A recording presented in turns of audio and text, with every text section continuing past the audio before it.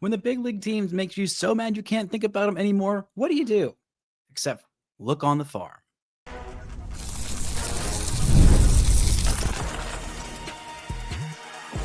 You are Locked On Rangers, your daily Texas Rangers podcast, part of the Locked On Podcast Network, your team every day.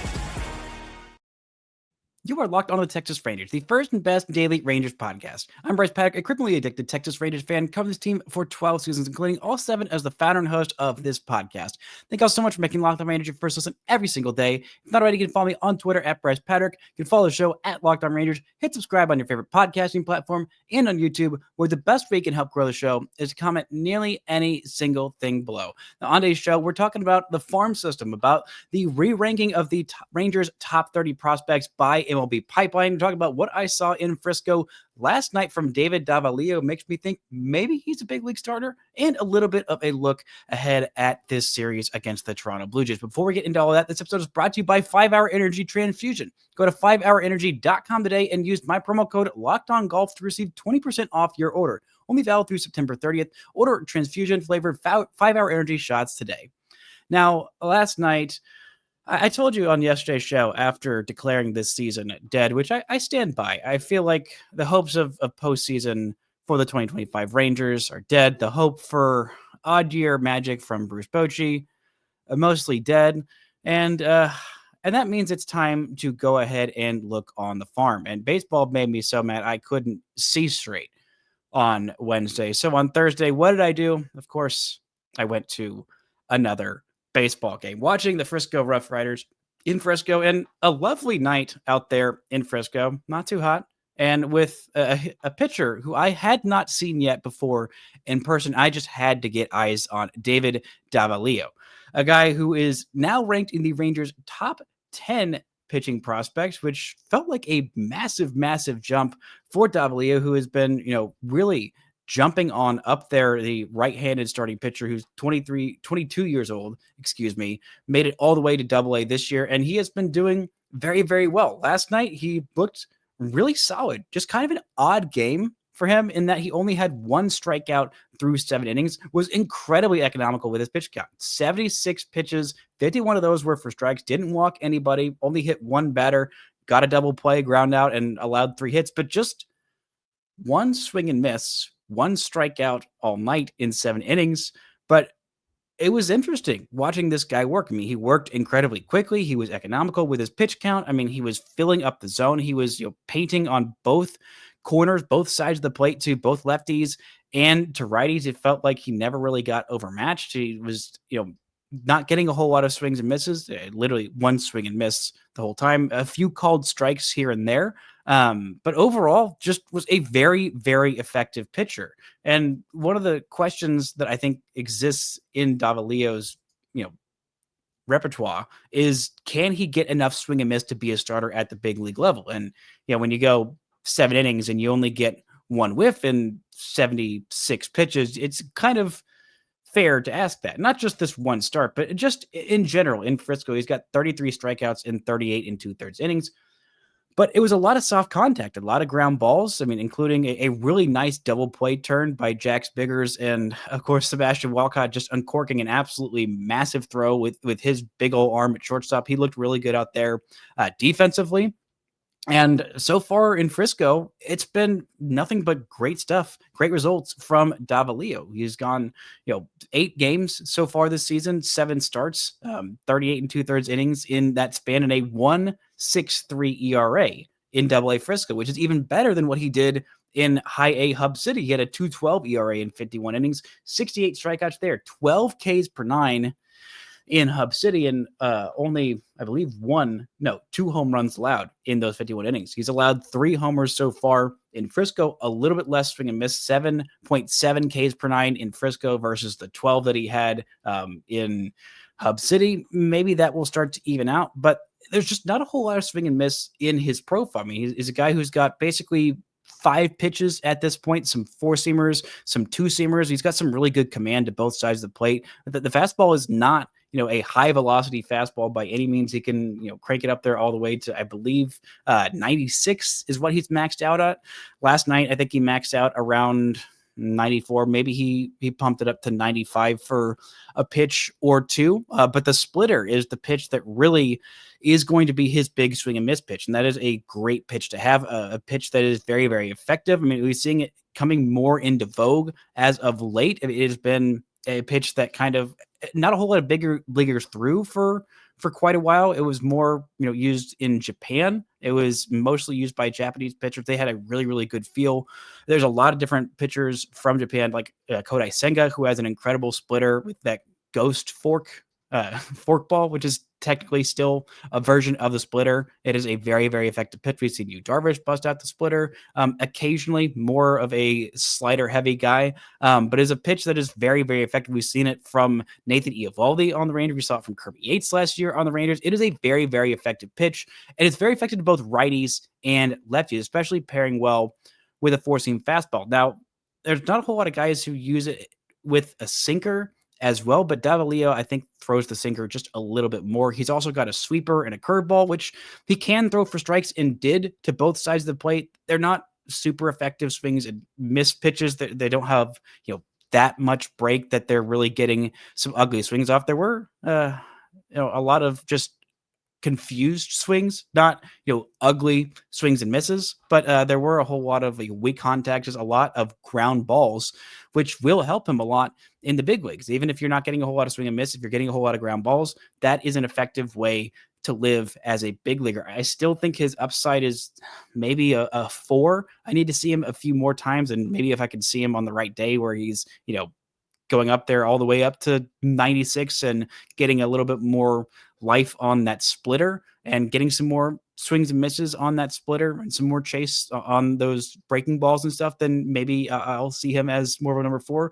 After last night, I'm thinking maybe number 5, but it's a good, competent pitcher. He's still pretty young. He's still 22 years old and doing very, very well in Double-A. I wouldn't imagine he makes the big leagues next year, but the year after that, I would not be surprised. He's still going to need to have, probably start next year in Double-A. But I like what I saw from him. This is a guy who has advanced the system pretty quickly, and a guy who the Rangers did not spend a whole lot of money to go out and get. He had a $10,000 bonus with the Rangers in 2022. The Mets signed him in 2021, but they ended up voiding the deal a couple of months later and then signing with the Rangers for a little bit less money. I don't know if it was, I think it was maybe a concern with the medical issues or whatever it was. And if he turns out to be a great starting pitcher for the Rangers, and the Rangers have him and Kumar Rocker, both of whom had deals to go with the Mets and end up in the Rangers rotation, that would be just kind of a funny little footnote there. But a few other things that I saw last night in Frisco, besides Davalos looking really good, I saw some real hustle from Sebastian Walcott on a ball that he absolutely stung to the third baseman,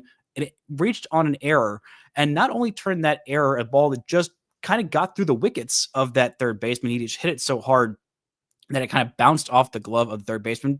Probably should have been an out, but it scooted through out in there into the outfield. And watching Sebastian Walcott see that go through and turn on the afterburners and turn that into him being on second base, just a routine ground ball that slips through and says, oh, I've got the speed to go for it and get in there safely to third base, ends up going to third on a pass ball. Just a really good read, a really aggressive read. And if the ball squirted away just a little bit more from that catcher, then he might have scored from second base on a pass ball. But then he scores the very next play, and just using his speed to generate runs, to, be aggressive on the base pass. I love seeing that. Got to see him field a little bit. I mean, I've already seen him play shortstop a few other times. It's solid motions, and I think he's gotten charged for a few more errors than I think he deserves this year. And then I got to see Cam Cauley out there in the outfield. A couple of really, really nice plays where he made some great reads on balls in center field, and I just really, really liked what I saw from him out there defensively. For the most part, there was one play where he started in on a ball and then went back, and it was over his head for, I believe, the one run that scored for the Rockhounds all night. Not a great play. Your first step is always backwards as a center fielder, but for a guy who I've seen a lot at second base and a lot at shortstop, and I have loved every second that I've seen him at shortstop or second base, I think he is a truly elite defender in the middle infield. And if he is just a pretty good defender out there in center field, which I think he could be, that is a valuable big leaguer. There's still some questions on the swing and miss of his game, if he's going to make enough contact at the big league level. I mean, that was my concern heading into this game. And then literally the first two pitches that he saw were fastballs in the zone around 95 from a lefty, and he just swings right through them. Not ideal. I mean, he ends up with an 0 for 4 day at the plate, with one of those strikeouts being a called third strike after two very questionable called strikes, including one on what should have been ball four. Initially works himself into a 3-0 count, takes a pitch that looked pretty darn low from my vantage point. 3-1 count, fouls off a pitch, 3-2, and then takes what should have been called ball five at that point, or I guess ball six at that point. No, ball five.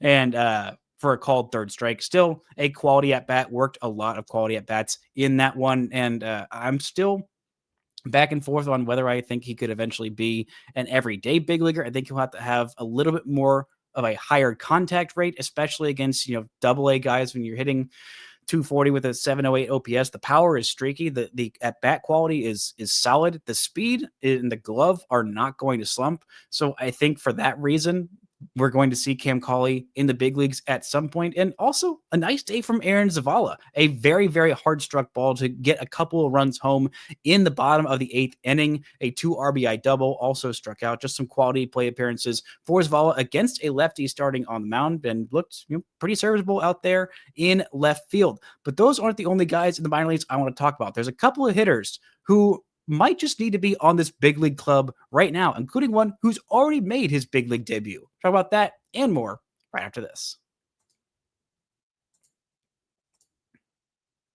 This show is brought to you by 5 Hour Energy. Time to fuel up and turn it on with 5 Hour Energy Transfusion. It brings the bold grape, ginger, and lime flavor of your favorite golf streak, minus the alcohol, into a quick, energizing shot.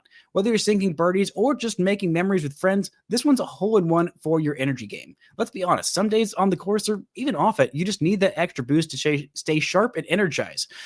Sometimes you stay out late watching a baseball game and you get up early and drive to Lubbock for a bachelor party. I wouldn't know what that's like, but theoretically, if you were in that situation like me, you could use some 5 Hour Energy to get yourself all wired up and ready to go. So golf is about good times with good people and good flavors, of course. If you go to 5hourenergy.com today, that is the number 5hourenergy.com. You can use my promo code LOCKEDONGolf to receive 20% off your order. This offer is only valid through September 30th on one order and cannot be used with other promotions. This code is not good on subscription orders.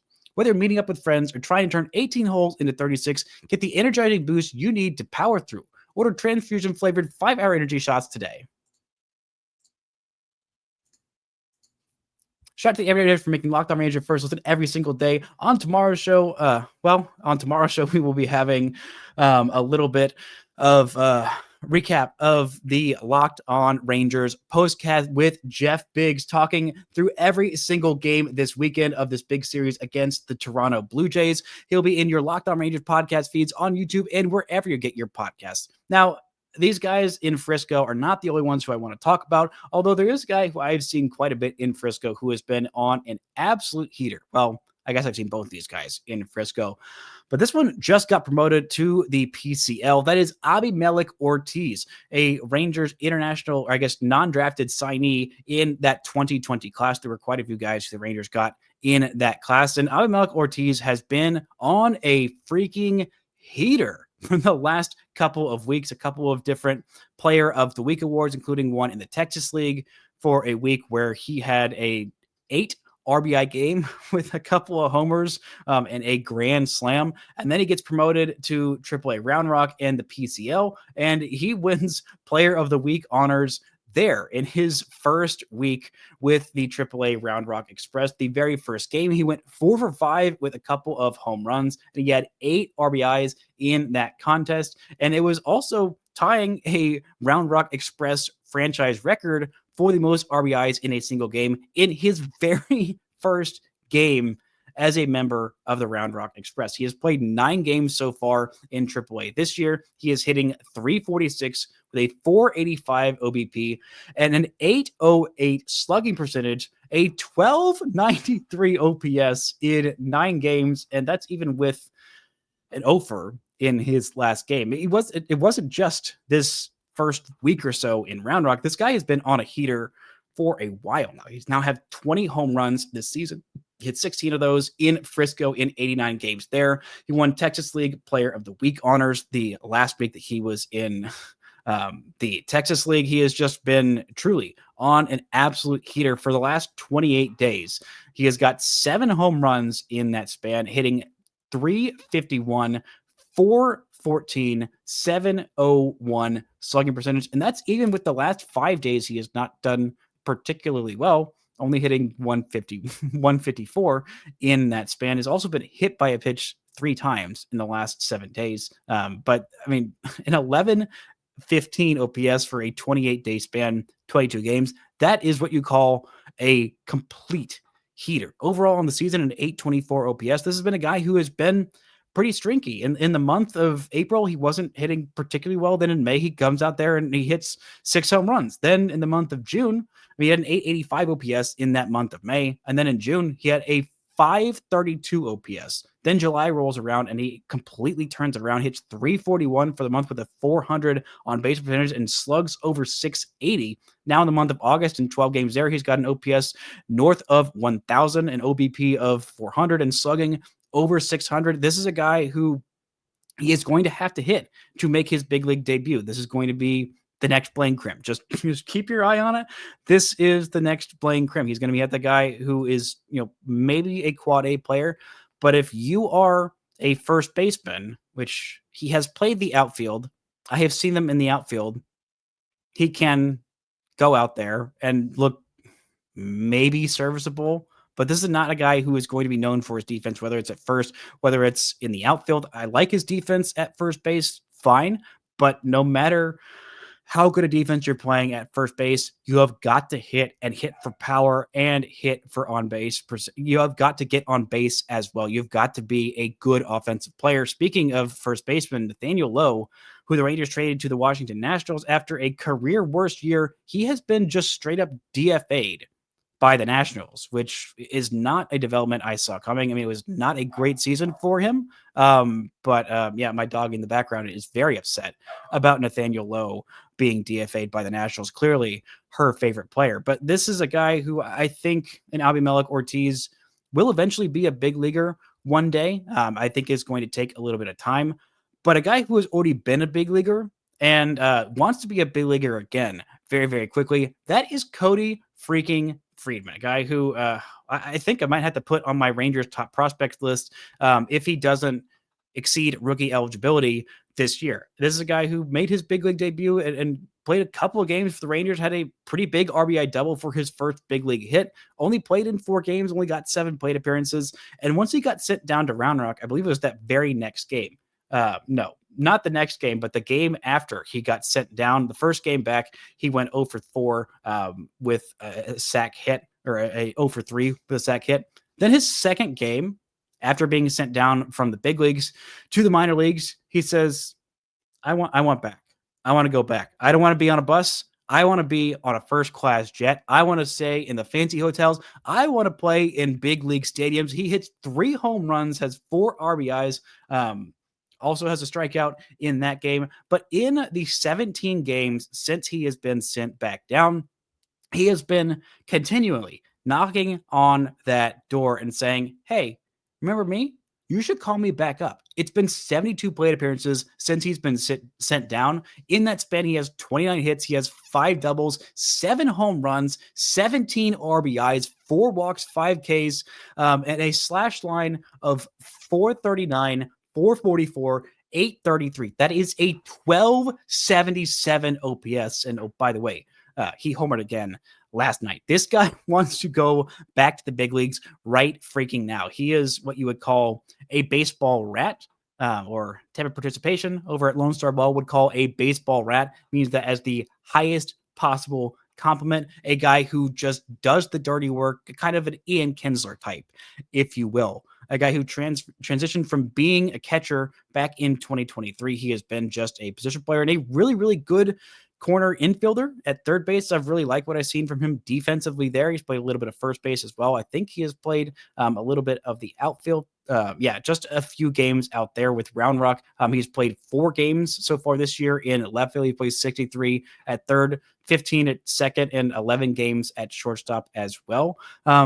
He's probably a corner infielder at the next level. Maybe he's a first baseman. Maybe he's a left fielder. But if you hit like this, the Raiders should probably call him up and say, hey, if not for Zeke Duran catching fire in the last week, we might have already seen Cody Freeman back with this big league team. And who knows, with Adolis Garcia on the IL, we might see Cody Freeman back on this big league team anyway. And I bet especially once rosters expand in September, there is no way we do not see Cody Freeman back in a Texas Rangers uniform.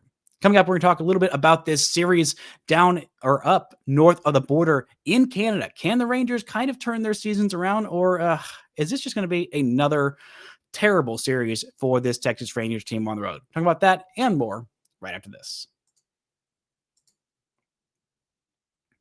This show is brought to you by Monarch Money. Most people can't name all their financial accounts or even what they're worth, whether it's 401ks, properties, or investments. And when you don't have the full picture, you can end up leaving money on the table. That's where Monarch Money comes in. It's an all-in-one personal finance tool that brings your entire financial life together in one clean, easy-to-use interface on your laptop or on your phone. Monarch does the heavy lifting for you so you can link all your accounts in minutes. You can see clear data visuals and get smart categorization of your spending, and finally, feel in control of your money without ever touching a spreadsheet. You've got all kinds of different things you can use and ways you can look at your finances on Monarch Money. You can track your spending habits. You can manage money with your partner. It makes things so much easier to gather them all in one place. You don't have a bunch of different apps and a bazillion different spreadsheets. Monarch does that heavy lifting for you. So don't let financial opportunities slip through the cracks. Use code LOCKEDONMLB at monarchmoney.com in your browser for half off your first year. That's 50% off your first year at monarchmoney.com with code LOCKEDONMLB.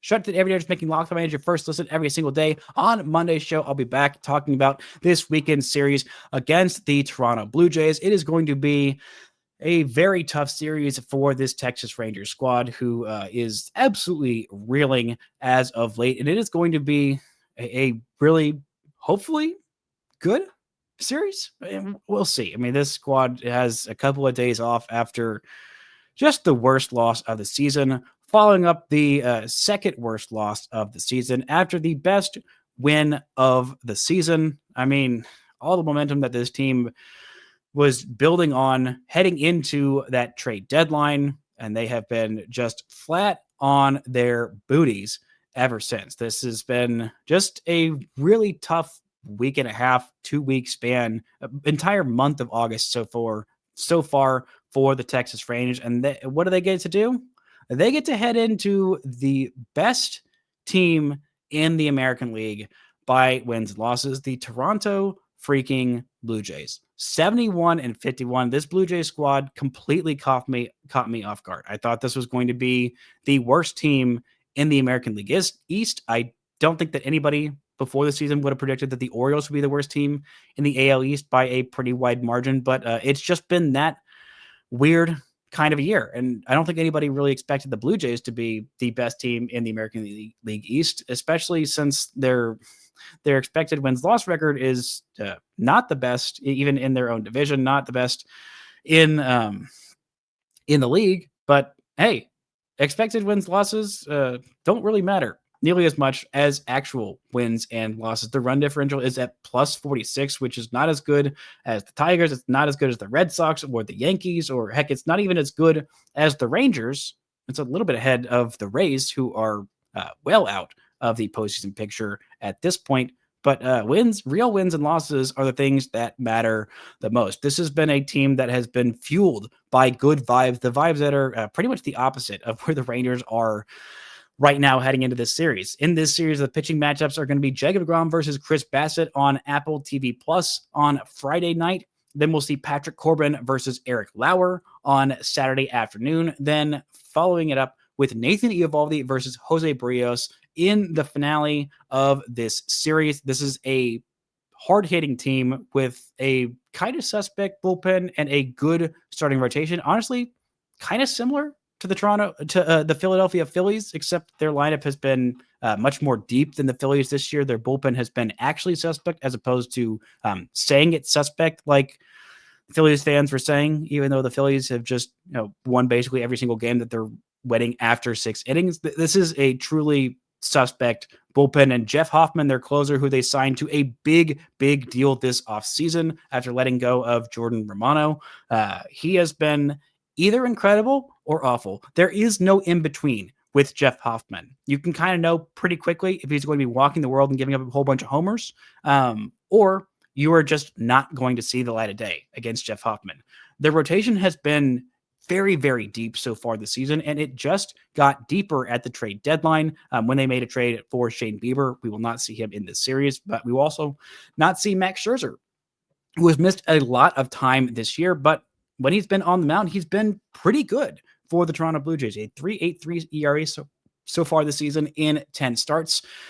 Nobody's been incredible for this Blue Jays rotation, but they've all been pretty solid. I mean, Kevin Gausman has been kind of hot and cold. We won't see him in this series. Jose Barrios has been a little hot and cold. He's made all 25 starts so far this year. Chris Bassett has been fine. Eric Lauer has been a pretty darn good lefty for this Blue Jays rotation. He's got a 2.82 ERA in 83 innings. He started 16 games. He's finished off a couple of games.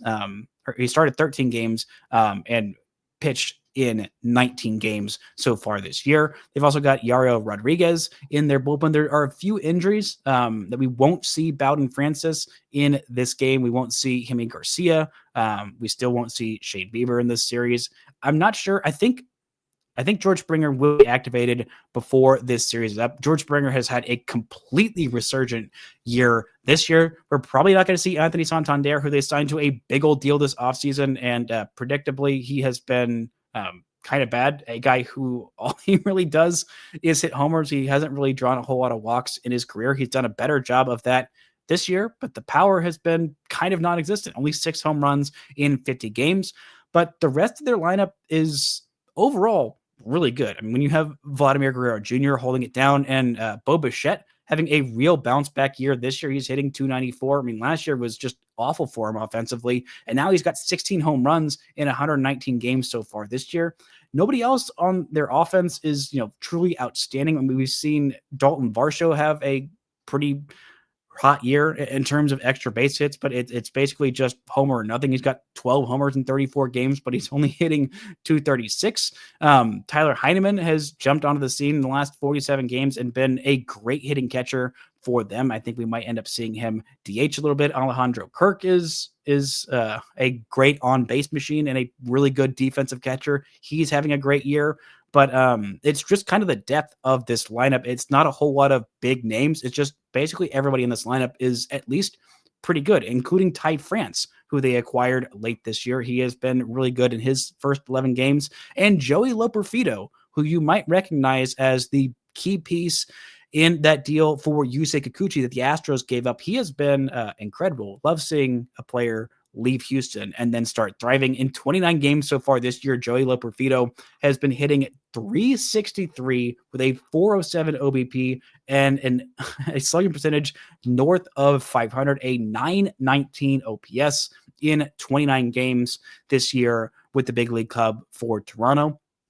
But this is just a really good lineup. I mean, George Springer, an 889 OPS this year. Addison Barger has 18 home runs. He is second on the club, tied with George Springer. Both of them have 18 home runs. Vladdy Jr. has been, Vladdy Jr., he's hitting 300 with an 893 OPS and about as many walks as strikeouts and 20 bombs so far this year. And while holding it down at first base, I mean, you just look up and down this lineup, you're not going to see a whole lot of easy outs. You will see a lot of guys who are pretty solid, a decent amount of platooning, mostly a lot of left-handed hitters who are doing pretty well. And then out there in the hot corner, Ernie Clement, who's been a 3-WAR player so far this year because he's been pretty good defensively and is about a league average bat offensively, which, man, what I would give for the depth of this Toronto Blue Jays lineup. Not something I thought I'd be saying heading into this season. This was, there's a whole lot of guys in that kind of second tier below Vladimir Guerrero Jr. and Bo Bichette, where you're like, I know those two guys are probably pretty good. I mean, Vladdy is great. Bo Bichette coming off of a terrible year, and the year before it was just kind of fine. You're like, okay, if Bo Bichette bounces back, that's probably solid, but you need somebody in that next tier of hitter to kind of step up and be the guy, or be at least a guy, be at least a serviceable big leaguer. And they've had so many of those guys step up. I mean, Dalton Varsho had been pretty terrible offensively the last couple of years. Him, having this massive power surge. He's only played in 34 games. He's got 12 home runs in that span. Nathan Lukes has been a 109 OPS guy for them. Tyler Heineman, like I just said, he's been incredible. Ty France, I mean, Joey Loperfido. But Alan Roden hasn't been great for them. Will Wagner hasn't been particularly great for them. But I mean, Miles Straw has been pretty solid. Davis Schneider has been an OPS north of 800 guy for the entire season. He's only played in 52 games so far, but he's been really good offensively. And again, the career resurgence of George Springer. This lineup 1 through 9 might be the deepest in the entire American League. No, I will say it is the deepest in the entire American League. And that's like 5, 6, 7 guys that you were not counting on being even competent big leaguers, all turning into pretty darn good big leaguers this year. How sustainable is it? Are they going to go on a World Series run? I don't know. I don't know. I don't think they have the bullpen or the rotation to do that. But if you have a lineup this good, this deep, this competent, with vibes this good, who knows what the sky is or what kind of limit you can place on these 2025 Toronto Blue Jays. They just keep on winning. They do not care about their expected wins-loss record. All they care is about the actual wins and losses. And if the Rangers keep playing like they have on the road, there might be a few more actual wins for this Blue Jays team. It's going to be a tough weekend. The Rangers just need some kind of spark, and we'll see if they get it. But either way, that's going to do it for today's show. Thank y'all so much for listening and subscribing. And until next time, don't forget to enjoy baseball.